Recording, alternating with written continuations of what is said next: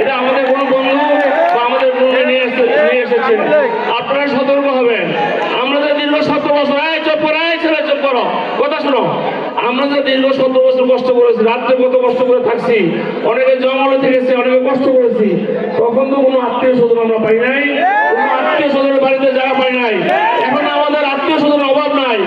আইসা বলে ভাই আমার আত্মীয়, আমার মামা, আমার ফুফা, তাকে হেল্প করতে হবে। নো, যা দুর্দিনে ছিল, যা বিএনপি দুঃসময় ছিল, তারাই আমার আত্মীয়, তাদেরকে আমরা এখন প্রয়োগ করতে চাই। ইতিমধ্যে আমাদের যুবদলের মেম্বার সেক্রেটারি কি বলেছে, যারা দুঃসময় ছিল, তারা কাজ করছে, তাদেরকে একটা একটা করে বাছাই করে তাদেরকে প্রদান করা হবে। আমি তার বক্তব্যের সাথে একমত।